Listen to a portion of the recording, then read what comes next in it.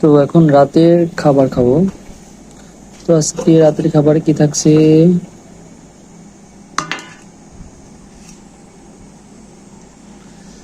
তো আজকে হচ্ছে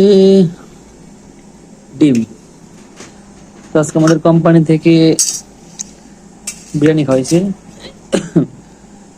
বিরিয়ানি খাওয়ার পরে এই যে এখন এক প্যাকেট আছে।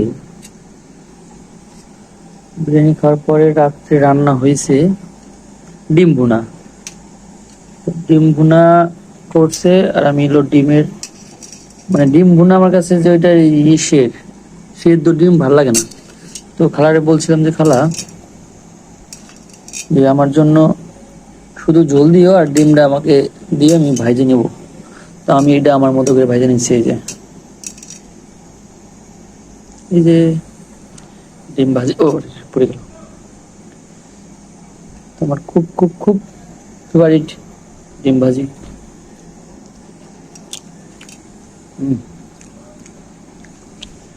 সেই টেস্ট।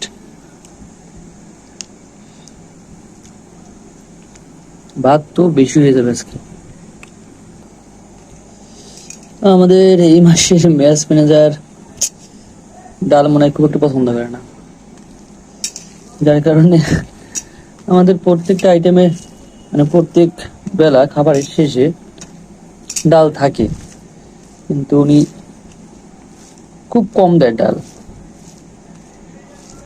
আমাদের খালার রান্না ভালো, যেদিন মনোযোগ সহকারে রান্না করে খুব ভালো রান্না করে, আর মাঝে মাঝে একটু এদিক ওদিক হয়ে যায়। একটা ময়লা দেখলাম,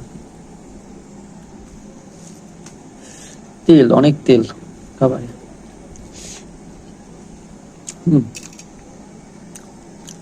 মোটামুটি মজা হয়েছে, কিন্তু ভাতের যে অবস্থা,